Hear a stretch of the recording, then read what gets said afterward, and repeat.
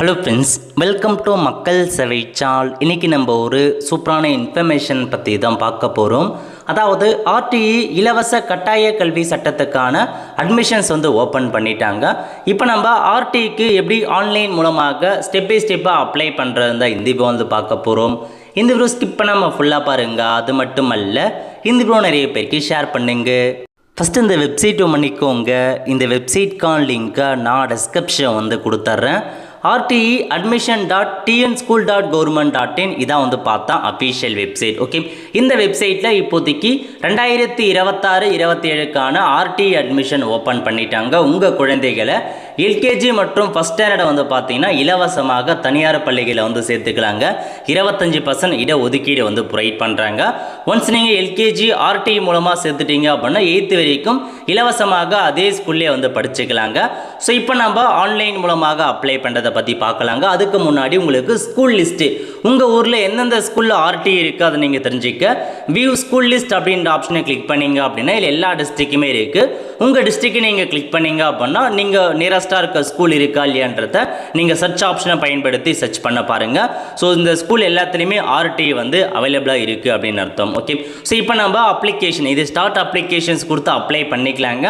இந்த resume application எதுக்காக கொடுத்துருக்காங்க அப்படின்னா, ஒருவேளை நீங்கள் ஆன்லைன் மூலமாக அப்ளை பண்ணி அக்கௌண்ட் க்ரியேட் பண்ணி முடிச்சதுக்கப்புறம் ஏதாச்சும் லாக் அவுட் ஆகிடுச்சு இல்லை வெளியே வந்துருச்சு அப்படின்னா ரெஸ்யூம் அப்ளிகேஷனை பயன்படுத்தி நீங்கள் எதுலேருந்து விட்டீங்களோ அதுலேருந்து கண்டினியூ பண்ணிக்கலாம். அதுக்கான ஆப்ஷனுங்க.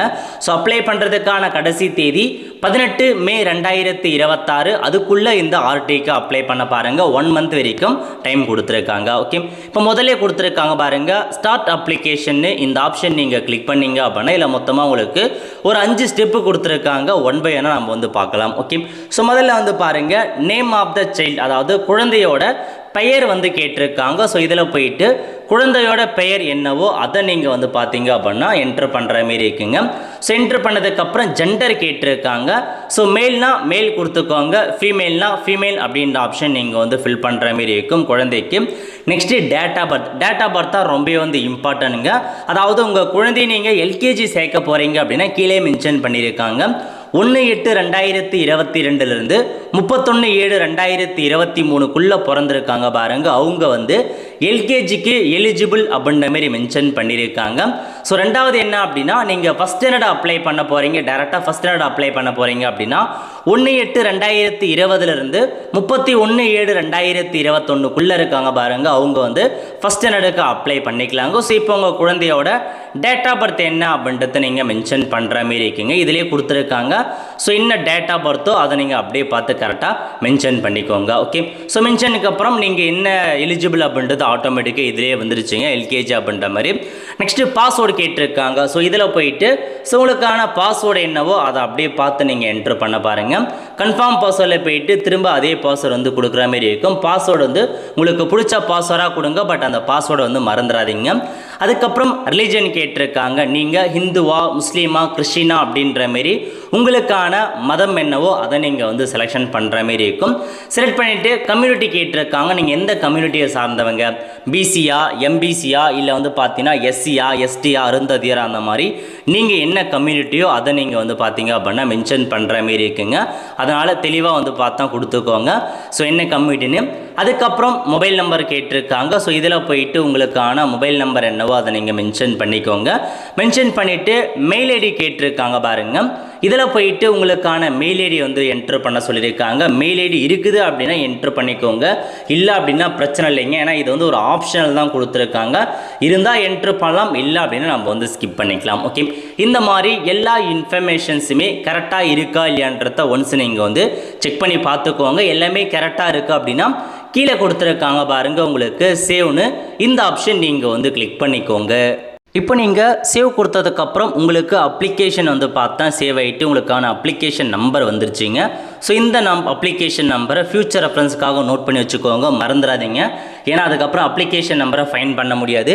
அதேமாரி அப்ளிகேஷன் நம்பரை பொறுத்த வரைக்கும் உங்களுடைய நார்மல் எஸ்எம்எஸ்க்கு அனுப்பியிருப்பாங்க. அதனால் அப்ளிகேஷன் நம்பரை மட்டும் மிஸ் பண்ணிடாதீங்க, திரும்ப எடுப்பது கொஞ்சம் கஷ்டமாக இருக்கும். அதனால் அப்ளிகேஷன் நம்பரை தெளிவாக நோட் பண்ணிக்கோங்க. அதுக்கப்புறம் பாருங்கள், கீழே கொடுத்துருக்காங்க கிளிக் ஹியர் டு லாகின். இந்த ஆப்ஷன் நீங்கள் கிளிக் பண்ணிங்க அப்படின்னா டேரெக்டாக லாகின் பண்ணுற மாதிரி இருக்குங்க. ஸோ அப்ளிகேஷன் நம்பர் முதல்ல பார்த்தீங்க அந்த அப்ளிகேஷன் அப்ளிகேஷன் நம்பரை என்டர் பண்ணிவிட்டு பாஸ்வேர்டு கேட்டிருக்காங்க. நீங்கள் எந்த பாஸ்வேர்டை கொடுத்து அப்ளை பண்ணீங்களோ சேம் அதே பாஸ்வேர்டை என்டர் பண்ணுங்கள். ஒருவேளை உங்களுக்கு அப்ளிகேஷன் நம்பர் வரலை அல்லது அப்ளிகேஷன் நம்பரை மிஸ் பண்ணிட்டோம் அப்படின்னா கீழே ஒரு மெயில் ஐடி கொடுத்துருக்காங்க பாருங்கள். இந்த மெயிலுக்கு உங்கள் டீட்டெயில்ஸ்லாம் அனுப்புனீங்க அப்படின்னா அவங்க வந்து உங்களுக்கான அப்ளிகேஷன் நம்பர் மற்றும் பாஸ்வேர்டை வந்து கொடுத்துருவாங்க. ஒருவேளை மிஸ் பண்ணவங்க மட்டும் இப்போ நீங்கள் உங்களுக்கான அப்ளிகேஷன் நம்பர் மற்றும் பாஸ்வேர்டை வந்து என்ட்ரு பண்ணிவிட்டு லாகின் அப்படின்ற ஆப்ஷன் நீங்கள் வந்து கிளிக் பண்ணிக்கோங்க. இப்போ வந்து பாருங்கள் லாகின் ஆகிடுச்சு. அடுத்த கட்டமாக செகண்ட் பேஜ் வந்து ஓப்பன் ஆகிடுச்சிங்க. செகண்டாக வந்து பேரண்ட்ஸ்க்கான டீட்டெயில்ஸை வந்து ஃபில் பண்ணுற மாரி இருக்குங்க. இதில் முதல்ல வந்து பாருங்கள் யாரோட டீட்டெயில்ஸை வந்து கொடுக்க போகிறீங்க. குழந்தையோட ஃபாதர் டீட்டெயில்ஸை கொடுக்க போகிறீங்களா அல்லது மதர் டீட்டெயில்ஸை கொடுக்க போகிறல கார்டியனான்னு கேட்டிருக்காங்க. ஸோ நீங்கள் ஃபாதர் அல்லது மதர் யாராச்சும் ஒருத்தரோட டீட்டெயில்ஸை நீங்கள் வந்து ஃபில் பண்ணிக்கலாங்க.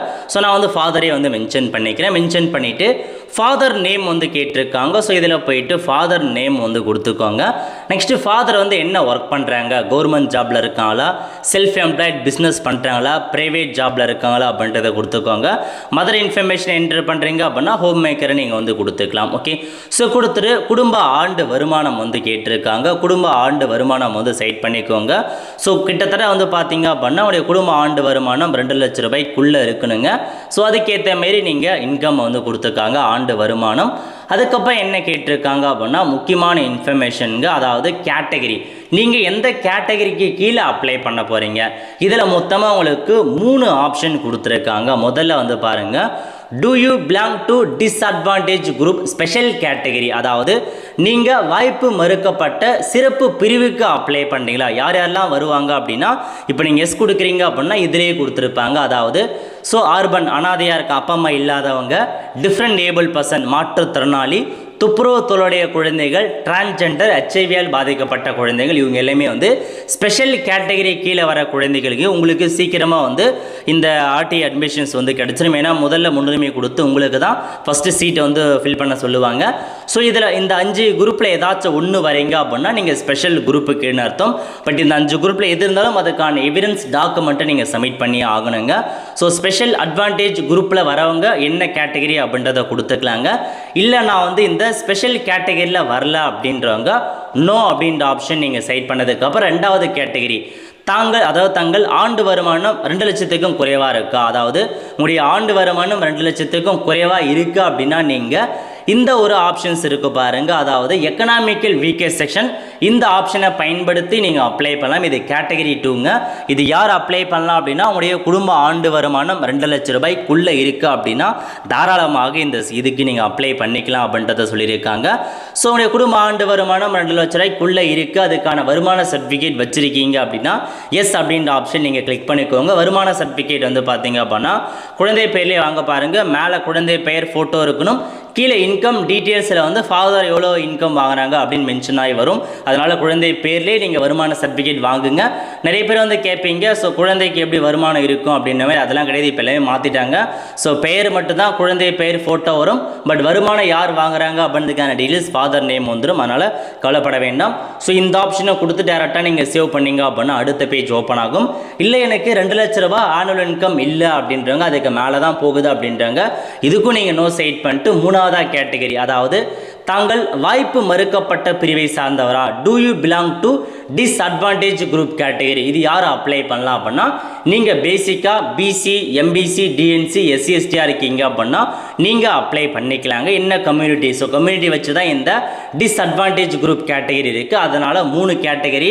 முதல்ல ஸ்பெஷல் கேட்டகரி, அதாவது அந்த டிஃப்ரெண்ட் ஏபிள் பர்சன், அப்புறம் வந்து பார்த்தீங்கன்னா ஆதரவற்றோர் இருக்காங்க, அந்த மாதிரி இருக்க குழந்தைகளுக்கு. 2வது எக்கனாமிக்கல் வீக்கஸ்ட் செக்ஷன், குடும்ப ஆண்டு வருமானம் 2 லட்ச ரூபாய்க்குள்ளே இருக்குது அப்படின்னா அந்த கேட்டகரி கொடுத்து அப்ளை பண்ணலாம். அதுலேயும் நான் வரல அப்படின்றவங்க 3வதாக ஒரு ஆப்ஷன், நீங்கள் பிசி, எம்பிசி, எஸ்சிஎஸ்டியாக இருக்கீங்க அப்படின்னா நீங்கள் அப்ளை பண்ணிக்கலாம். ஸோ என்ன கம்யூனிட்டியோ அதை நீங்கள் வந்து செலெக்ஷன் பண்ணிக்கோங்க. ஸோ முதல் ப்ரியாரிட்டி ஃபஸ்ட்டு கேட்டகரிக்கு, 2வது ப்ரியாரிட்டி எக்கனாமிக்கல் வீக்கஸ்ட் செக்ஷன், 3வது ப்ரியாரிட்டி இந்த கம்யூனிட்டி வச்சு. ஓகே, நிறைய பேருக்கு டவுட் இருக்கும், நான் கம்யூனிட்டி வச்சு கொடுக்கலாமா இல்லை அந்த எக்கனாமிக்கல் வீக்கஸ்ட் செக்ஷனை வச்சு கொடுக்கலாமான்னு. நீங்கள் எக்கனாமிக்கல் வீக்கஸ்ட் செக்ஷன் 2 லட்ச ரூபாய்க்குள்ளே இருக்குது அப்படின்னா அதையே நீங்கள் தாராளமாக வச்சுக்கலாங்க. எக்கனாமிக்கல் வீக்கஸ்ட் செக்ஷன்னா நீங்கள் அந்த சர்டிஃபிகேட் தான் அட்டாச் பண்ணணும் அப்படி இல்லை, நார்மலாக இருக்க இன்கம் சர்டிஃபிகேட் வச்சாவே வந்து போதுமானதுங்க. ஸோ 3 கேட்டகரியில் எந்த கேட்டகரி வரணும் அதை நீங்கள் வந்து செட் பண்ணிவிட்டு சேவ்னு இருக்குது பாருங்கள், இந்த ஆப்ஷன் நீங்கள் கிளிக் பண்ணிங்க அப்படின்னா உங்களுக்கு இந்த பேஜ் சேவ் ஆகிட்டு அடுத்த பேஜ் வந்து ஓப்பன் ஆகுங்க. அடுத்து என்ன கேட்டிருக்காங்கன்னா அட்ரஸ்க்கான டீட்டெயில்ஸை வந்து கேட்டிருக்காங்க. இதுவும் வந்து ரொம்பவே வந்து இம்பார்ட்டன்ட்.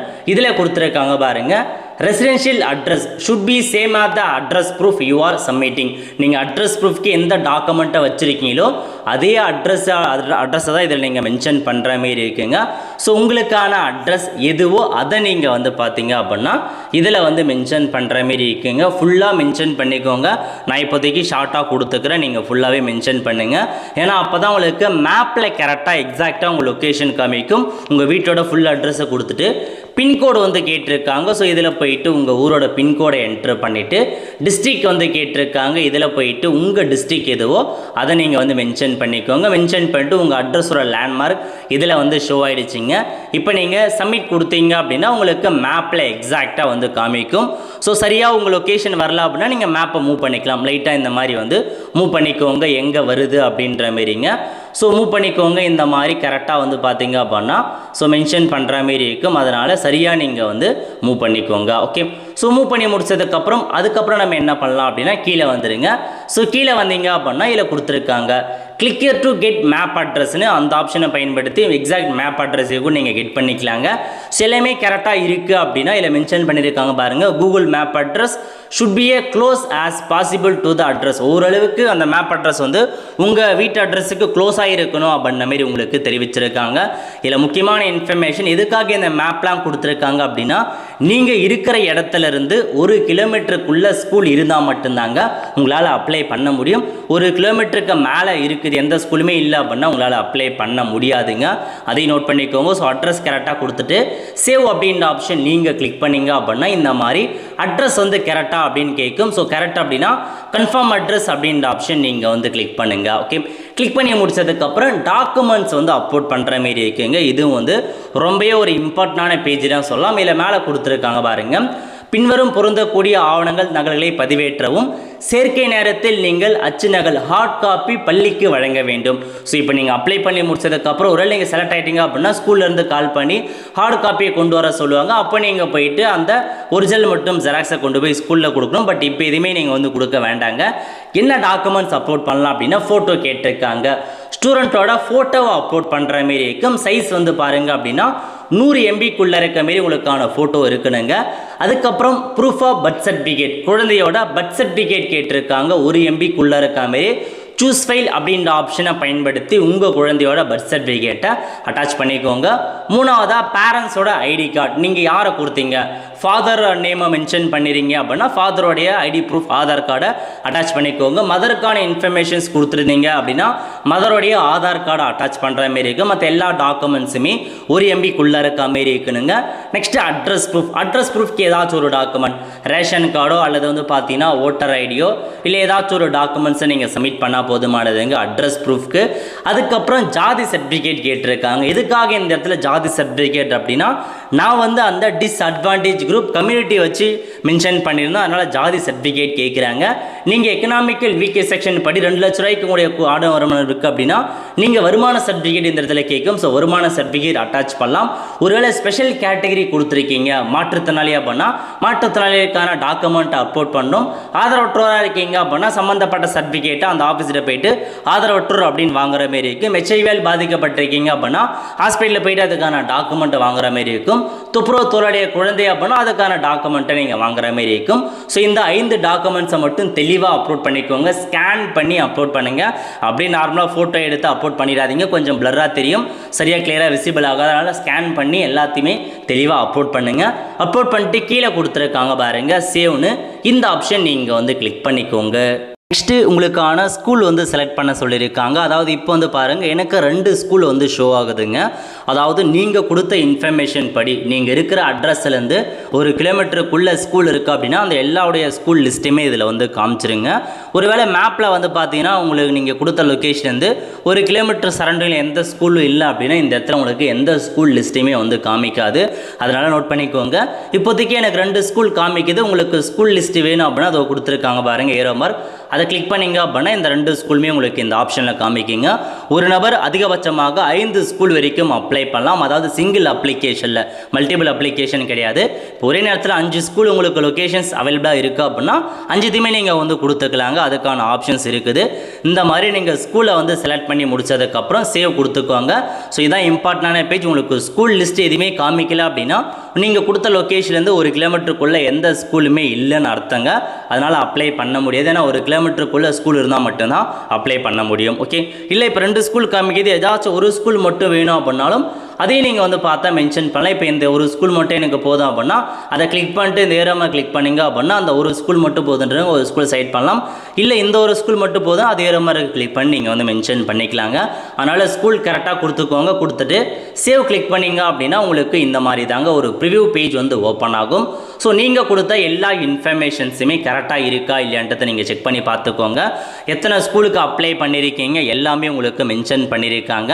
ஸோ எல்லாமே நோட் பண்ணிக்கோங்க. எல்லாமே ஒன்ஸ் கரெக்டாக செக் பண்ணி பார்த்துட்டு கீழே கொடுத்துருக்காங்க பாருங்க ஃபைனல் சப்மிட்னு. இந்த ஆப்ஷன் நீங்கள் கிளிக் பண்ணிங்க அப்படின்னா உங்களுக்கு அப்ளிகேஷன் சப்மிட் ஆகிட்டு இந்த மாதிரி ஒரு அப்ளிகேஷன் ஃபார்ம் வந்து ஓப்பன் ஆகுங்க.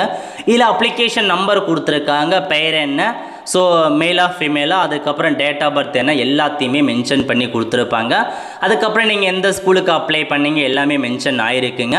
ஸோ இந்த அப்ளிகேஷன் பிடிஎஃபாக அப்படியே வந்து பார்த்தா சேவ் பண்ணி வச்சுக்கோங்க. ஃப்யூச்சர் ரெஃபரன்ஸுக்கு கண்டிப்பாக உங்களுக்கு வந்து ஹெல்ப்ஃபுல்லாக இருக்குங்க. அதனால் மறக்காமல் அப்ளிகேஷனுக்கான ஃபார்மை வந்து சேவ் பண்ணி வச்சுக்கோங்க. ஓகே, ஸோ இப்போதைக்கு நீங்கள் அப்ளை பண்ணியாச்சு. அப்ளை பண்ணி முடிச்சதுக்கப்புறம் என்ன பண்ணணும் அப்படின்னா உங்களுக்குன்னு ஒரு தேதி கொடுப்பாங்க. அதாவது இப்போ அப்ளிகேஷன் எந்தெந்த ஸ்கூல் அப்ளை பண்ணீங்களோ எல்லா ஸ்கூலுக்குமே உங்களுக்கு அப்ளிகேஷன் போயிடுங்க.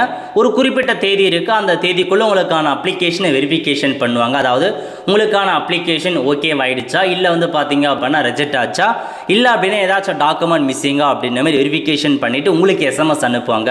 இப்போ அக்செப்ட் ஆயிடுச்சு அப்படின்னா அப்ளிகேஷன் ஏற்றுக்கிறாங்கன்னு மட்டும்தான் அர்த்தம். அதனால் உங்களுக்கு இந்த சீட் கிடைச்சதுன்னு அர்த்தம் கிடையாது. நீங்கள் அப்ளை பண்ண அப்ளிகேஷன் அவங்க அக்செப்ட் பண்ணிட்டாங்கன்னு அர்த்தம். ரிஜெக்ட் பண்ணிட்டாங்க அப்படின்னா அது என்ன காரணத்துக்காக ரிஜெக்ட் பண்ணியிருக்காங்க அப்படின்றதையும் உங்களுக்கு எஸ்எம்எஸ் மூலமாக தெரிவிச்சிருவாங்க. அதுக்கான ரீசன் என்ன அப்படின்றத.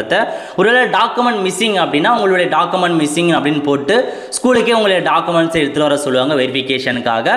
அதுக்கப்புறம் ஒருவேளை இப்போ நீங்கள் ஒரு ஸ்கூலை அப்ளை பண்ணுறீங்க, ஒரு ஸ்கூலுக்கு ஒரு 20 சீட்டு மட்டும்தான் ஆர்டிக்கு ஒதுக்குறாங்க அப்படின்னா அந்த ஸ்கூலில் 20க்கும் மேற்பட்ட அப்ளிகேஷன் போதும், ஒரு 50 அப்ளிகேஷன் போதும் அப்படின்னா குலுக்கல் முறையில் லாட்ரி அடிப்படையில் தெரிவு செய்வாங்க. அதில் யார் யாரெல்லாம் செலக்ட் ஆகிருக்காங்களோ அவங்கள டேரெக்டாக வர சொல்லி இது பண்ணுவாங்க. ஸோ இதுதாங்க உங்களுக்கான பேசிக் இன்ஃபர்மேஷன். இந்த மாதிரி தான் அப்ளை பண்ணுற மாதிரி இருக்குங்க. ஸோ நிறைய பேருக்கு தெரியப்படுத்துங்க. ஏன்னா இன்னும் அட்மிஷன்ஸ் ஓப்பன் பண்ண நிறைய பேருக்கு தெரியாமல் இருக்குது. ஆன்லைன் அப்ளிகேஷன் ஓப்பன் பண்ணிட்டாங்க. உங்கள் குழந்தை இலவசமாக சேர்த்துக்கலாங்க. நிறைய பேருக்கு தெரியப்படுத்துங்க. அடுத்த ஒரு நல்ல சந்திப்போம். நன்றி, வணக்கம்.